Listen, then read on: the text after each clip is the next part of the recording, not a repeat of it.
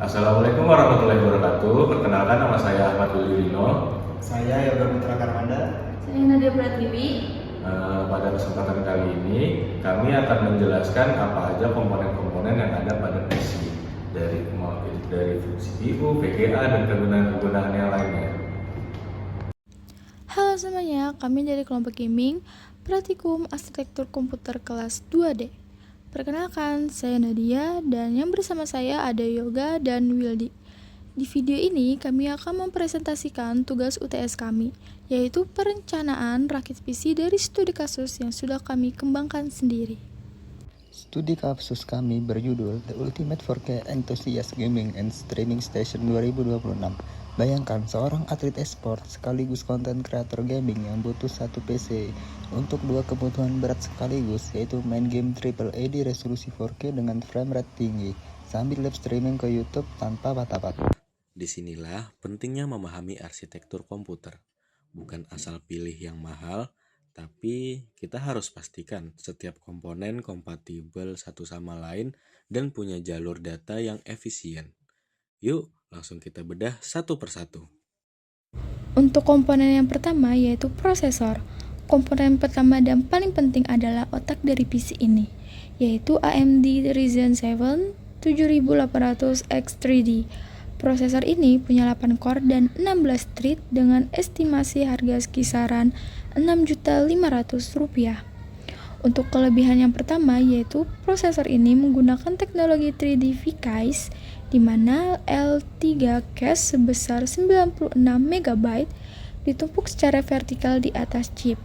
Secara arsitektur, ini mengurangi latensi akses data dari CPU ke memori secara drastis, yang dampaknya langsung terasa saat gaming karena frame rate jadi lebih stabil. Dan untuk kelebihan yang kedua, menggunakan platform soket AM5 yang sudah mendukung DDR5 dan PCIe Gen 5. Jadi komponen ini feature proof untuk beberapa tahun ke depan. Kelebihan yang ketiga yaitu efisiensi daya sangat baik untuk kelas high-end. TDP-nya hanya 120 watt. Lalu untuk kekurangannya yang pertama yaitu tidak bisa di overclock secara bebas karena AMD mengunci multiplier-nya demi menjaga stabilitas 3D V-Cache. Yang kedua, performa multitasking berat seperti rendering 3D sedikit di bawah seri Ryzen 9. Komponen kedua adalah Asus ROG Strix X670 e-gaming Wi-Fi dengan estimasi harga Rp8.500.000. Ini adalah papan induk kasta tertinggi untuk platform AM. Kelebihan pertama, motherboard ini mendukung PCIe Gen 5 secara penuh, baik untuk slot GPU maupun slot M.2 SSD. Secara arsitektur, PCIe Gen 5 punya bandwidth 2 kali lipat lebih besar dibanding Gen 4. Artinya, jalur komunikasi data antara CPU, GPU, dan SSD jauh lebih besar dan lebih cepat. Kelebihan kedua, sistem VRM atau Voltage Regulator modulnya sangat kuat dengan 18+2 fase yang menjamin suplai daya ke CPU tetap stabil bahkan saat beban penuh selama berjam-jam. Kelebihan ketiga, konektivitas sangat lengkap. Sudah ada Wi-Fi 6E, Bluetooth 5.3 dan banyak port USB Type A maupun Type C. Kekurangannya pertama, harganya sangat mahal untuk sebuah motherboard. Kedua, boot time sedikit lebih lama karena proses inisialisasi dan pengecekan memori DDR5 memang membutuhkan waktu lebih dibanding DDR4. Komponen ketiga adalah bintang utama dari build ini. Asus ROG Strix RTX 4090 24GB GDDR6X dengan estimasi harga hingga Rp32 juta. Kelebihannya, menggunakan arsitektur ada Loveless dari Nvidia dengan 16.348 CUDA cores. Ini adalah kartu grafis terkuat di kelas konsumen saat ini. Sanggup menjalankan game 4K dengan ray tracing aktif tanpa keringat. Kelebihan keduanya yaitu mendukung fitur DLSS 3.5 dan frame generation yang secara teknis bisa melipat gandakan jumlah frame per detik menggunakan kecerdasan buatan. tanpa membebani hardware secara berlebihan. Kelebihan yang ketiga yaitu sistem pendingin triple fan milik ROG Strix sangat efektif menjaga suhu chip tetap rendah meski TDP-nya mencapai 450 watt. Kekurangannya yaitu pertama, ukuran fisiknya sangat besar, panjangnya lebih dari 30 cm, jadi butuh casing yang benar-benar lega. Kedua, konsumsi dayanya besar sehingga wajib dipasangkan dengan PSU minimal 1000 watt. Untuk komponen yang keempat yaitu RAM. Komponen keempat adalah G-Skill Trident Z5 No RGB 64GB DDR5 6000 MHz dengan estimasi harga Rp3.800.000. Kelebihan pertama, kapasitas 64GB sangat aman untuk menjalankan game berat dan proses live streaming encoding secara bersamaan tanpa kekurangan memori. Untuk kelebihan yang kedua, secara arsitektur, DDR5 jauh lebih unggul dibanding DDR4 karena memiliki dua subchannel 32 bit yang mandiri dalam satu modul, sehingga transfer data lebih efisien. Selain itu, DDR5 juga punya field on die ECC untuk koreksi error secara otomatis. Kelebihan ketiga sudah dioptimasi khusus untuk Prova Expo AMD. Jadi untuk mendapatkan kecepatan 6000 MHz kita tinggal aktifkan satu toggle di BIOS.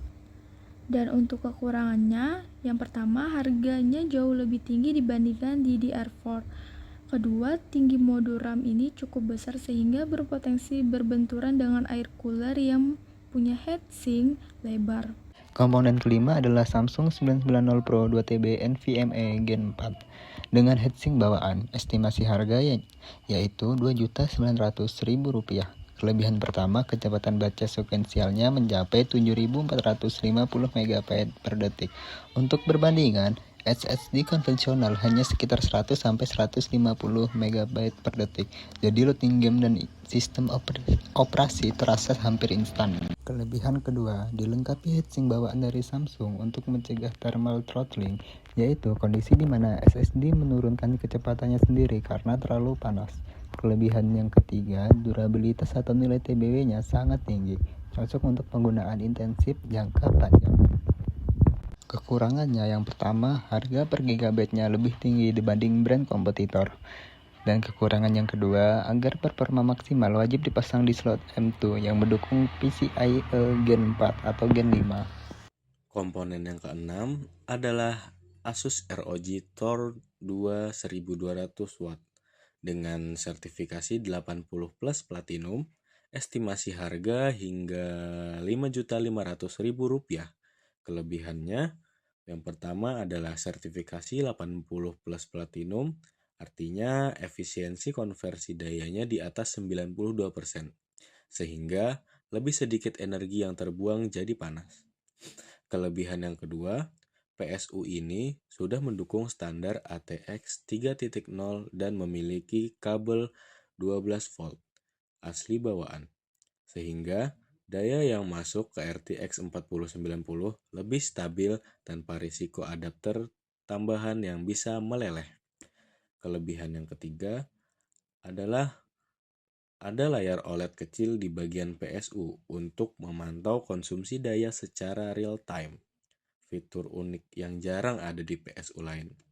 Kekurangannya yang pertama yaitu dimensinya panjang dan butuh ruang casing yang cukup. Kedua, harganya memang premium untuk kategori power supply. Yang ketujuh yaitu casing. Komponen terakhir adalah tempat semua ini bersatu. Dark Flash DY470 ATX White, estimasi harga Rp1.600.000. Kelebihan yang pertama, desain panoramic full glass memungkinkan kita melihat seluruh komponen dari luar. Sangat estetik dan cocok untuk show off with RGB. Kelebihan yang kedua, airflow sangat lega berkat panel mesh besar di bagian depan, yang krusial untuk menjaga suhu komponen head-end seperti RTX 4090 dan Ryzen 7 tetap dingin. Kelebihan yang ketiga, desain dual chamber memisahkan PSU dari ruang komponen utama sehingga manajemen kabel jauh lebih mudah dan rapi.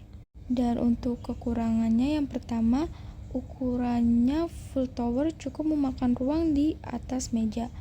Yang kedua, bobotnya cukup berat terutama setelah semua komponen terpasang. Sekarang kita masuk ke bagian yang paling seru, simulasi merakit. Langkah pertama, siapkan motherboard Asus ROG Strix di atas permukaan anti-statis. Buka penguji soket AM5, lalu letakkan CPU Ryzen 7 7800X 3D secara hati-hati dengan memperhatikan tanda segitiga di sudut prosesor agar orientasinya tepat. Kunci kembali tuas soket. Langkah kedua, pasang kedua keping RAM DDR5 ke slot nomor 2 dan 4, bukan slot 1 dan 3 ya. Ini untuk mengaktifkan konfigurasi dual channel yang secara arsitektur menggandakan lebar jalur data antara RAM dan CPU. Langkah ketiga yaitu masukkan SSD Crucial T705 4TB solid state drive Mi2 yang paling dekat dengan CPU karena slot itu terhubung langsung ke prosesor melalui jalur PCI, bukan melalui chipset. Ini penting agar latensi akses data seminimal mungkin. Kencangkan dengan satu baut kecil di ujung SSD. Langkah keempat, pasang cooler CPU di atas prosesor. Jangan lupa oleskan thermal paste secukupnya. Cukup seukuran biji beras di tengah CPU. Sebelum memasang heatsink, lalu hubungkan kabel fan cooler ke header CPU fan di motherboard. Langkah kelima, masukkan motherboard ke dalam casing Dark Flash DY470. Pastikan semua lubang baut motherboard sejajar dengan standoff yang sudah terpasang di casing. Lalu kencangkan semua baut secara merata. Jangan sampai ada yang terlalu kencang karena bisa merusak board. Langkah ke-6, pasang GPU RTX 4090 ke slot PCI X16 utama di motherboard karena ukurannya yang sangat besar dan berat. Langsung pasang juga GPU support bracket atau penyangga agar beban kartu grafis tidak melengkungkan slot PCI dari waktu ke waktu. Langkah ke-7 dan yang terakhir, hubungkan semua kabel dari PSU ROG Store 2. Colokkan kabel 24 pin ke motherboard, kabel 8 pin EPS ke CPU, dan kabel 12 VHPWR langsung ke konektor daya GPU. Setelah semua terhubung, rapikan sisa kabel di belakang panel casing untuk kabel manajemen yang bersih. Sirkulasi udara yang baik di dalam casing sangat bergantung pada kerapian kabel ini. Kesimpulannya, rakitan ini adalah perpaduan sempurna antara arsitektur hardware paling modern di tahun 2026 dengan performa mentah yang siap melibas game apapun di resolusi 4K. Dengan estimasi total budget sekitar 60 juta rupiah. Ini adalah investasi jangka panjang yang sangat future-proof. Demikian presentasi UTS Praktikum Arsitektur Komputer dari kelompok kami. Semoga penjelasan kami cukup jelas dan bermanfaat, khususnya bagi kalian yang ingin memahami bagaimana arsitektur komputer memengaruhi performa secara keseluruhan. Jangan lupa klik tombol like, tuliskan pertanyaan atau pendapat kalian di kolom komentar, dan subscribe ya, karena engagement kalian sangat membantu nilai tambahan kelompok kami.